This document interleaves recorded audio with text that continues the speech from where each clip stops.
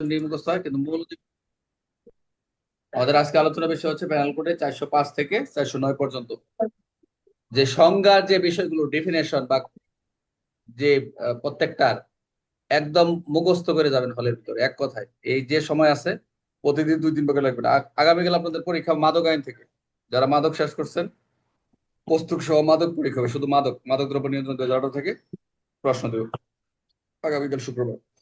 আচ্ছা তাহলে আমরা এই প্যানেল কোডে 405-এ আমরা যেটা দেখবো সূচি যদি খেয়াল করি 405-এ যেটা দেখবো অপরাধমূলক বিশ্বাসভঙ্গের সংজ্ঞা দেওয়া রয়েছে। অপরাধমূলক বিশ্বাসভঙ্গ কি বা কাকে বলে, এর উপাদান সমূহ কি কি, কয়টি উপাদান বা অনুষঙ্গ সমূহ কি কি, এর বৈশিষ্ট্যগুলো কি কি, এই ধরনের। এরপর 6 থেকে একবার 9 পর্যন্ত সবগুলো হচ্ছে সাজা, যে অপরাধ বিশ্বাসভঙ্গের শাস্তি। আহ তারপর হচ্ছে 406 যেটা পাবো আমরা, সাথে পাবো বাহক, গুদাম রক্ষক, এই বাহক মানে কেরিয়ার, গুদাম রক্ষক, তারপর হচ্ছে নৌযান রক্ষক, এই অপরাধ বিশ্বাস ভঙ্গ করে। তারপর হচ্ছে আমরা 408-এ পাবো আমরা কেরানি বা চাকর, ক্লার্ক অর সার্ভেন্ট 408-এ। 409-এ যেটা পাবো সেটা হচ্ছে সরকারি কর্মচারী, কোনো ব্যাংকার যদি জড়িত থাকে, সরকারি কর্মচারী, ব্যাংকার, বণিক বা প্রতিনিধি কর্তৃক অপরাধমূলক যদি বিশ্বাস ভঙ্গ করে। সবগুলো হচ্ছে এটার একটা সাজা মুখস্থ করার একটা টেকনিক আছে। এটা মনে রাখার জন্য আমাদের এই 405-এ আমরা যেটা অপরাধমূলক বিশ্বাসভঙ্গের সংজ্ঞা দেখলাম, 406-এ অপরাধমূলক বিশ্বাসভঙ্গের আত্মসাতে সাজা দেখলাম, 407-এ বাহক, গুদাম রক্ষক, নৌযান, এবং 408 হচ্ছে কেরানি বা চাকর, আর 409 হচ্ছে সরকারি কর্মচারী, ব্যাংকার, ব্যবসায়ী, এজেন্ট যদি করি। এটা যদি আমরা মনে রাখতে চাই তাহলে মনে রাখবো আমরা 37710, এইটা মনে রাখবেন সবাই। 37710 এইটা মনে রাখবেন, এই 405 থেকে 409 পর্যন্ত 37710। প্রথম হচ্ছে 3 বছর সাজা, এরপর হচ্ছে 7 বছর 406 যেটা, এরপর আবার সাথে আমরা যেটা পাবো সেটাও 7 বছর, এরপর সর্বশেষ নয় যে সেকশনটা বলছে সেটা হচ্ছে আমাদের 10 বছর। অর্থাৎ এই জন্য তো বলছে 37710। সবাই এই এই ডিফিনেশনে গিয়ে সেকশন 405 থেকে 409 পর্যন্ত যে সেকশন আছে সবাই মনে রাখবেন। আমরা এরকম টেকনিক গুলো যেগুলো আছে আমাদের প্যানেল করে সেগুলো আমরা খুব ইজি ভাবে আমরা জানবো। সবাই একটু লেখা রাখেন 37710। কিছু কিছু কোডের মতো মনে রাখবেন যে অপরাধমূলক যে আত্মসাতের যে বিষয়টা রয়েছে সেটা এখানে বলা রয়েছে। তাহলে 37710 মনে থাকবে। আচ্ছা আচ্ছা, এই শোনা যাচ্ছে আমাকে? আমার কথা কি শোনা যাচ্ছে? ক্লিয়ার, সুন্দর শোনা যায়। আচ্ছা তাহলে আমরা শোনা হচ্ছে তো। এখানের যে সাজাগুলা সবাই পারবে, এখানে সাজাগুলো নিয়ে টেনশন নাই। এরকম আমরা সাজাগুলো মুখস্থ করে জানাই দেবো, সমস্যা নাই। তো এইটাও মনে রাখেন যে আমি যে প্রশ্ন করি যে অপরাধমূলক বিশ্বাসের সঙ্গে সাজার কোডটা কত, 37710 মনে থাকে যাতে। আচ্ছা তাহলে আমরা 405টা আমরা দেখে আসি।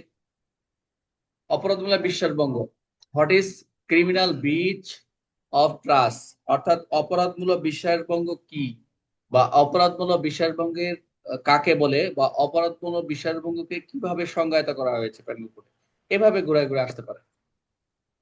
বুঝতে পারছেন?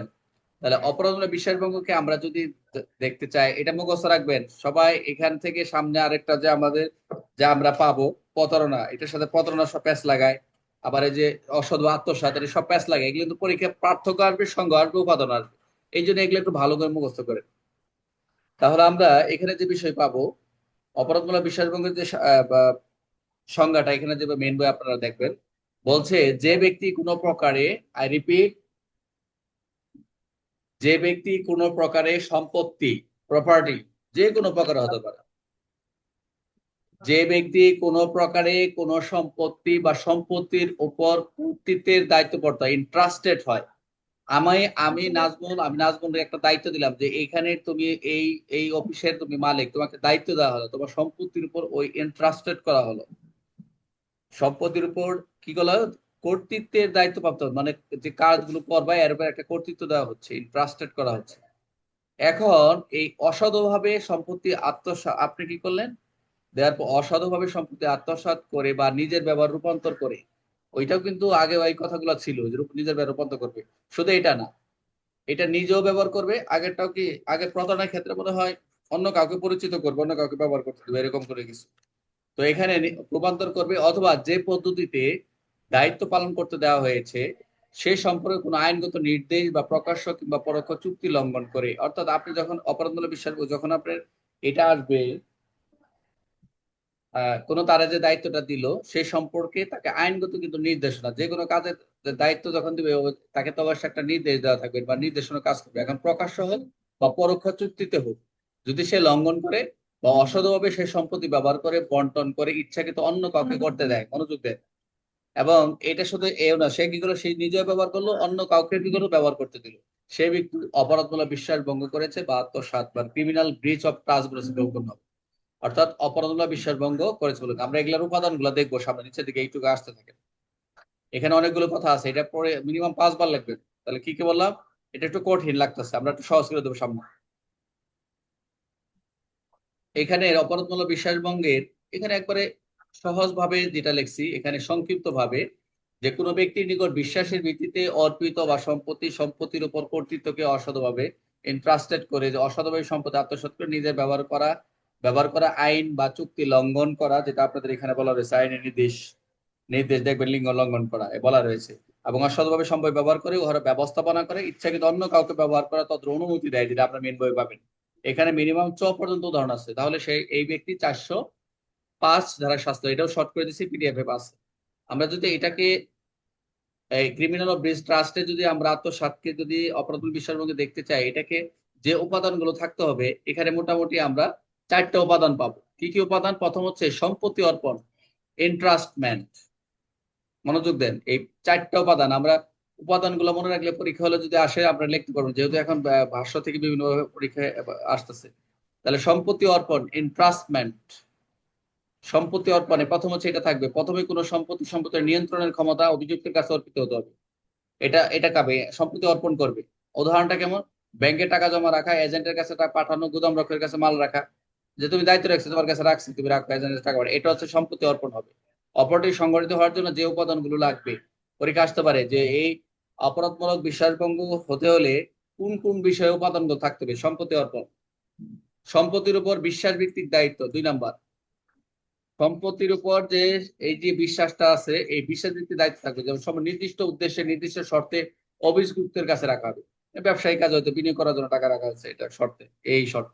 2 3, ডিসঅনেস্ট ইন্টেনশন, অসৎ উদ্দেশ্য, অভিযুক্তের কাজে অসাধু প্রতারণামূলক উদ্দেশ্য থাকতে পারে, এটা অসাধু উদ্দেশ্য, এটা একটা। আর আরেকটা যে জরুরি যে বিষয়টা সর্বশেষ, এইটাতে আবার ভেঙে আমরা 4টে করা হয়েছে। আত্মসাৎ বা অপব্যবহার, আপনি যে যেখানে দায়িত্বে থাকলেন, দায়িত্ব থেকে আপনি আবার কি করলেন, যে এটা আপনি ট্রাস্টেড হলেন, সম্পত্তির কর্তৃত্ব নিলেন, আধিপত্য ভারপ্রাপ্ত হলেন, ওই আধিপত্য ভারপ্রাপ্ত হওয়ার পরে আপনি কি করলেন, নিজের ব্যবহার করলেন, আত্মসাৎ করলেন, আইন ভঙ্গ করলেন, চুক্তি ভঙ্গ করলেন, ব্যবহার করলেন, অথবা অন্য কাউকে করতে দিলেন। এই 4 নাম্বার পয়েন্টটা খুবই জরুরি। আত্মসাৎটা ক্লিয়ার করে দিচ্ছে, নিজে ব্যবহার করে আত্মসাৎ করবে অথবা আইন বা চুক্তি ভঙ্গ করবে। এই আইন বা চুক্তি, এটা কিন্তু একটা এমসিকিউ আসবে এখানে, এবার অন্য কাউকে ব্যবহার করতে হবে। এটাই হচ্ছে এই এই অপরাধমূলক বিশ্বাসভঙ্গের কথা। তাহলে 405-এর আমরা মূল বিষয় দেখলাম কি, প্রথম হচ্ছে বিশ্বাস, সম্পত্তি অপহরণ করবে, এন্ট্রাস্টমেন্ট হচ্ছে অসাধু আত্মসাৎ, ফিজিক্যাল টু ক্রিমিনাল অপরাধ বিষয়, অর্থাৎ বিশ্বাস থাকবে, সম্পত্তির অর্পণ হবে, অসাধু বা আত্মসাৎ। আমরা এটা একটু জানার জন্য বললাম, কিন্তু আমাদের এখানে যে 4টা বিষয় রাখতে হবে: সম্পত্তি অর্পণ, সম্পত্তির উপর বিশ্বাস ব্যক্তির দায়িত্ব, সম্পত্তি অর্পণ, সম্পত্তি বিষয় দায়িত্ব, অসৎ উদ্দেশ্যে আত্মসাৎ ব্যবহার, অপব্যবহার। এটা যদি পরীক্ষা আসে যে অপরাধমূলক বিশ্বাসভঙ্গের উপাদানগুলো কি কি, তাহলে এগুলো লিখে দিবেন। কারণ এত ভাষ্য পড়ে যাওয়ার সময় নেই, আপনারা মূল, আপনাদের এএসআই থেকে সাব ইন্সপেক্টর, কনস্টেবল থেকে এএসআই, মূল যে বিষয়গুলো প্রত্যেকের জানা দরকার, এগুলো অবশ্যই ছাড় দেওয়া যাবে না, এগুলো পড়ে পড়ে যাইতে হবে, সবসময় সবসময় রিভিশন করতে হবে। আপনি এই বিষয়গুলো লিখলেই, উপাদানগুলো লিখলে কি হয়ে যাবে, অপরাধনা বিশ্বাস বলে বলে গণ্য হবে। তাহলে কি 405 ধারা আমরা কি দেখলাম, যখন কোনো ব্যক্তি বিশ্বাসের ভিত্তিতে, এটা শর্ট করেছে, অন্যের সম্পত্তির উপর কর্তৃত্ব লাভ করে, আমি একটা দায়িত্ব দিল আমাকে এবং আধিপত্য পাইছি এখানে, সেই সম্পত্তির আমি অসৎভাবে আত্মসাৎ করলাম, নিজের ব্যবহার করলাম, আইন লঙ্ঘন করলাম, সেটা কাউকে হস্তান্তর করলাম, সেটা অপরাধমূলক বিশ্বাস ভঙ্গ করেছে বলে গণ্য হবে। একটা জিনিস না বললে নাই, যেমন আপনি ইয়া নাজবুল, মনে করো তুমি একটা অফিসে দায়িত্বে আছো। এখন অফিসের দায়িত্বে তুমি 10টা কলম বা এক এক দিস্তা খাতা বা 5 দিস্তা খাতা বাসায় নিয়ে তোমার ছেলে মেয়ের ব্যবহার করতে দিলা, এটা কি হবে?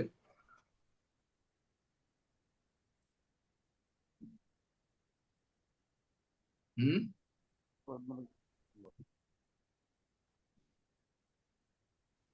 এটা কি চুরি হবে?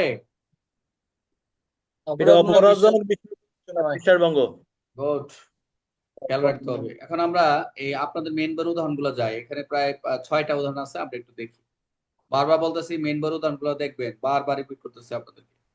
তাহলে আমরা যদি দেখতেছি ক, যেটা দেখবো, কোন একজন মৃত ব্যক্তির উইলের নির্বাহ বা এক্সিকিউটিভ। এখন আইন অনুযায়ী তাকে মৃত ব্যক্তির সম্পত্তি উইল অনুসারে বন্টন করতে হবে, কিন্তু এ অসৎ আইন অমান্য করে সে নিজের ব্যবহার করে। এখন আইনের অনুযায়ী উইলের ব্যবহার অনুসারে সেটা বন্টন হওয়ার কথা, কিন্তু এখানে বলতেছে যে এখানে সে তা না করে সে নিজের ব্যবহার করতে, এটা বোঝা যাচ্ছে তাহলে এটা এই বিশ্বাস অপরাধমূলক বিশ্বাস ভঙ্গ করছে, আত্মসাৎ করছে। আচ্ছা, আরেকটা বলছে খতে আপনারা দেখবেন এখানে গুদাম রক্ষকের উদাহরণ আছে। এ একজন গুদাম রক্ষক, আপনাদের মেন বই যেটা বলছে ওয়ার হাউস কিপার, যেখানে জেট ভ্রমণ যাওয়ার সময় একজন গুদাম রক্ষক, এখন জেট বা এখানে আমি ধরে নিলাম যে সাদ্দাম, ভ্রমণে সে যাওয়ার সময় তার আসবাবপত্র এর কাছে জমা রাখে। জেট নাজমুল ভ্রমণে যাওয়ার সময় এর কাছে জমা রাখছে, গুদাম রক্ষকের কাছে, এবং চুক্তি অনুযায়ী নির্ধারিত গুদাম ভাড়া পরিশোধ করলে ফেরত দিবে। এবং এটা যখন আপনি এই মালামালটা রেখে যাবেন, বলবেন যে এটা একটা 1 মাসের জন্য আমাকে নির্দিষ্ট ফি দিতে হবে, ভাড়া দিতে হবে, তাহলে যদি দেন তাহলে পরবর্তী ফেরত দিবে। কিন্তু এই ওখানে যখন জমা রাখছে সে অসাধু আত্মসাৎ বিক্রি করে দিছে। এটা কি হলো? তার কাছে দিয়েছে, সে ভ্রমণে যাওয়ার সময় সে আহ, জমা দিয়ে গেছে, পরবর্তী ফেরত নিবে, কিন্তু সে কি করছে, ও আয়সা দেয় বিক্রি করে দিচ্ছে। তো এটা তো অবশ্যই অপরাধমূলক বিষয়ভঙ্গের কথা হয়েছে। তাহলে এ হচ্ছে অপরাধমূলক বিষয়, এই পরীক্ষায় এটা উল্লেখ করে দিতে পারে।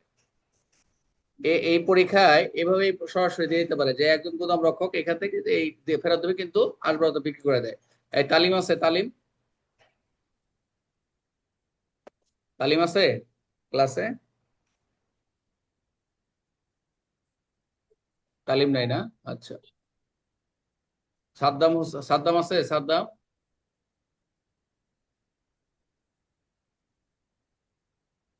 আচ্ছা, সাদ্দাম একজন না, আচ্ছা ঠিক আছে, ওকে। সাদ্দাম হুসাইন তো দুইজন দেখলাম। আছে। আর সাদ্দাম হুসাইন, সাদ্দাম হুসাইন, আর সাদ্দাম তুমি এটা বলো, আমি আচ্ছা, তোমার প্রশ্ন করলাম।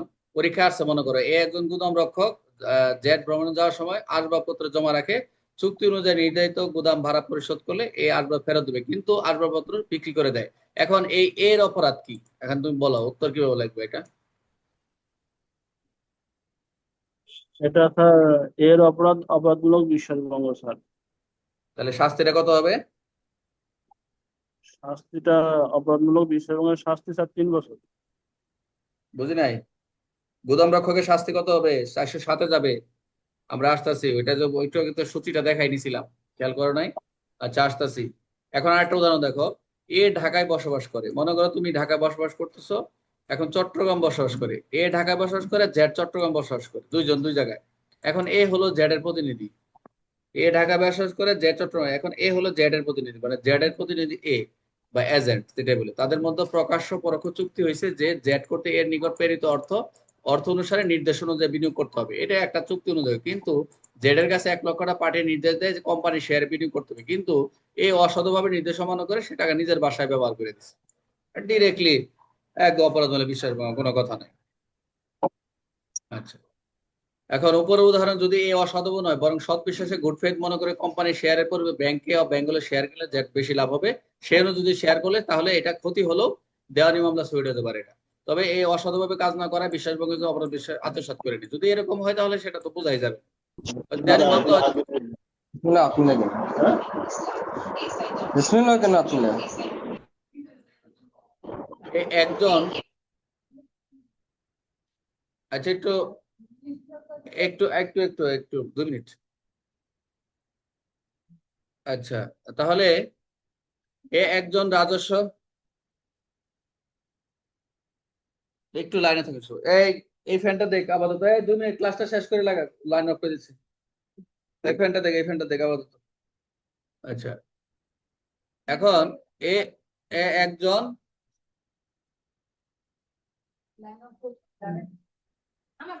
আচ্ছা এ একজন বাহক কেরিয়ার জেডের কাছে স্থলবন্দর জলপথে পরিবহনের সম্পত্তি ন্যস্ত করে, এ অসৎ সম্পদ সেটা আত্মসাৎ করেছে। দেখেন, এ একজন বাহক কেরিয়ার জেডের কাছে স্থলপথে জলপথে পরিবহন সম্পত্তি ন্যস্ত করছে, কিন্তু সে আত্মসাৎ করছে। যদি এইভাবে বোঝাই যায় সেগুলো প্রশ্ন তো বোঝাই যাবে, সেটা টেনশন দরকার নেই। তাহলে আমাদের এখানে আপনাদের মোটামুটি পর্যন্ত যেগুলো আছে, এখানে সবচেয়ে ইম্পর্টেন্ট হচ্ছে এই গুদাম রক্ষকটা, আর হচ্ছে গ নাম্বারটা ভেরি ভেরি ইম্পর্টেন্ট, বলা পরে নিলাম। আরেকটা হচ্ছে রাজস্ব ট্রেজারি, দেখেন ও নাম্বার একটা আছে এটা। তাহলে আমরা সাদ্দাম হুসাইন একটু মনোযোগ দাও। তাহলে আমরা এখানে কি কি দেখলাম, এই অপরাধমূলক বিশ্বাসভঙ্গের সংজ্ঞা দেখলাম কত, 405। এই 405-এর সংজ্ঞাটা হচ্ছে যে কোনো ব্যক্তি সম্পত্তির উপর কর্তৃত্বের উপর বিশ্বাসের ভিত্তিতে কি করবে, প্রাপ্ত হয়ে অসৎভাবে সেই সম্পত্তি আত্মসাৎ করবে, নিজের ব্যবহার রূপান্তর করবে, এবং অথবা সেটা কি করবে, আইনের চুক্তি নির্দেশ লঙ্ঘন করবে। এই কথাগুলো লেখা লাগবে, কয়েকবার পড়বেন, এটা কয়েকবার মিনিমাম 3-4 বার পরে লিখবেন। এবং সেই সম্পত্তি ব্যবহার করবে, ব্যবহার করে অপব্যবহার করবে, অন্য কাউকে ব্যবহার করতে দেবে, সেটাই হলো অপরাধমূলক বিশ্বাসভঙ্গ। তবে এখানে শাস্তি হচ্ছে, অপরাধমূলক বিশ্বাসভঙ্গের শাস্তি হচ্ছে মূলত 406। কিন্তু এখানে কিছু কথা আছে, যেহেতু শ্রেণীভেদে, যেহেতু এখানে বাহক, গুদাম রক্ষক, নৌযান রক্ষক যদি হয় 407, এখানে বাহক, গুদাম রক্ষক, কেউ যদি কোনো বাহক হয়, ক্যারিয়ার হয়, আহ আহ, গুদাম রক্ষক হয়, জাহাজ ঘাট, নৌ ঘাট, এগুলা যদি হয় সেগুলা হচ্ছে 407। আর যদি কেরানি বা চাকর, যদি চাকর বা কেরানি হয়, নিয়োগ করে, যেমন কোনো কোম্পানির চাকর বা নিয়োগকর্তার অর্পিত বিষয়ভঙ্গিত অপরাধমূলক আত্মসাৎ করে, সেটা 7 বছর। আমি সাজাটা বললাম 37710। তাহলে 37710 ক্ষেত্রে এটা হবে, সমস্যা নেই, মনে রাখবেন। সাজাটা ম্যান্ডেটারি না, আপনি লেখা দরকার নেই। কিন্তু 408-এ বলছে কেরানি চাকর, কিন্তু 409-এ গিয়ে দেখেন এখানে কিন্তু সরাসরি সরকারি কর্মচারী, ব্যাংকার, ব্যবসায়ী প্রতিনিধির কথা বলছে সরাসরি। এখানে কাদের হবে, সরকারি কর্মচারী, ব্যাংকার থাকবে, ব্যবসায়ী থাকবে, দালাল থাকবে, ফ্যাক্টর থাকবে, ব্লকার, অ্যাটর্নি, প্রতিনিধি হিসেবে প্রাপ্ত সব বিশ্বাসভঙ্গিত অপরাধ আত্মসাতে সেই যাবতীয়, বিশেষ করে ব্যাংকে টাঙ্গারও বেশি হয়। এই মামলাগুলো সবসময় মনে করবেন সিআইডি তফসিলভুক্ত। এগুলো নর্মালি এখন আমাদের থানায় মামলা, এগুলা তদন্ত করে ওনারা, সিআইডি তফসিলভুক্ত এগুলো মামলা, ঠিক আছে। এই মামলাগুলো থানায় অন্যান্য ইয়ে পিবিআই টিবিআই নিয়ে নেয় আর কি। মামলা হওয়ার সাথে সাথে, কারণ এগুলো হচ্ছে অনেক বড় বড় টাকার লেনদেন হয়, তারপর অনেক চুক্তি টুক্তি থাকে, এগুলো অনেক পর্যালোচনার বিষয় থাকে। তাহলে এই 405 থেকে 409 পর্যন্ত হচ্ছে আমাদের অপরাধমূলক বিশ্বাস ভঙ্গ সম্পর্কিত অধ্যায়। এখন বলেন কে কি বোঝেন নাই।